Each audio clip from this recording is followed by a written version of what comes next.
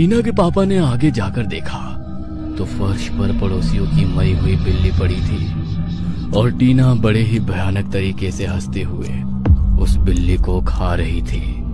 उसने बिल्ली को अपने पापा की तरफ बढ़ाया और अपने हाथों से अपना चेहरा दबाकर हंसने लगी।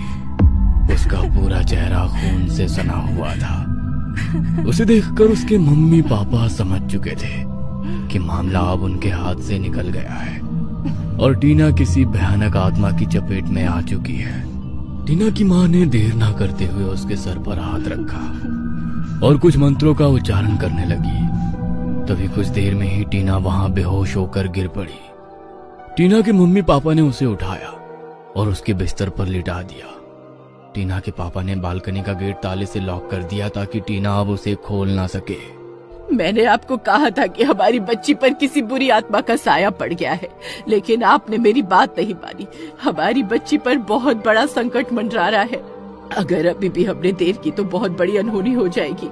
टीना के पापा की आंखों में भी आंसू आ गए। उस रात टीना की मां ने पूरी रात उसके कमरे में बैठकर दुर्गा चालीसा का जाप किया। टीना की मम्मी दुर्गा माँ की बहुत बड़ी भक्त थी और शायद इसीलिए इतना सब होने के बाद भी अब तक टीना जिंदा थी। लेकिन उसकी मां समझ चुकी थी